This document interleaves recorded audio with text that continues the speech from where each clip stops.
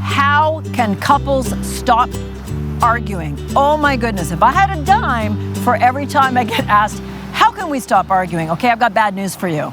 You can't stop arguing. I'm Dr. Cheryl Fraser. I'm a psychologist, a sex therapist. I created an online couples immersion program called Become Passion, Create Love That Lasts a Lifetime. And in that 3-month program, we spend several weeks teaching you how to fight fair. Look, folks, you can't stop arguing unless maybe you're both in a coma, and I don't wish that on anyone. The only other way I can imagine you stopping arguing is if one of you moved to Mars and there's no internet coverage. Change your provider. Okay, let's get real. It's not how much you argue that's the problem. Research shows that couples that are high conflict, you argue a lot. Medium conflict, you argue a fair bit, but not all the time. Or low conflict. Who do you think survives better? Which style do you think predicts divorce, breakup, and destruction? Lots of arguing, medium amounts, or low amounts? Trick question. Most of you said, well, obviously if you don't argue very much, you're more likely to survive. Not true.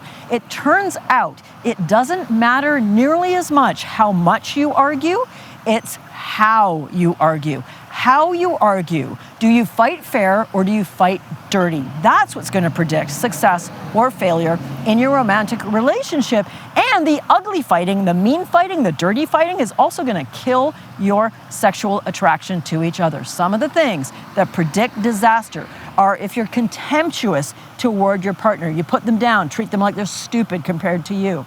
If you shut up and simply refuse to talk about the tough stuff, very bad predictor for your long-term love.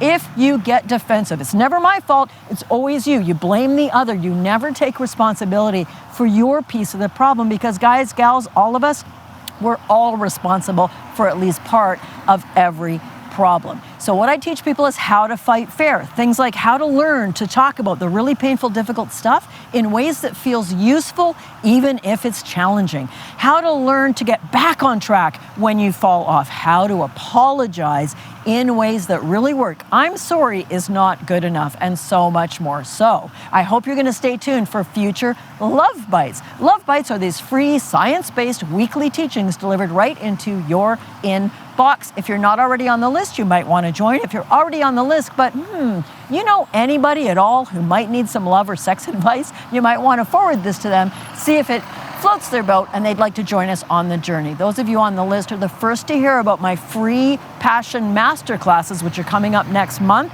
And I open the doors to my online program once or twice a year only, and I take a group of couples through this amazing experience. I hope one day you might choose to be one of those couples. For now, how can we stop fighting? You can't, but you can redesign your fighting, renovate your conflicts so it predicts success and love and more lust instead of sending you on the fast boat towards breakup or divorce. Thank you for joining me. I can't wait to see you next week in your next video Love Bite.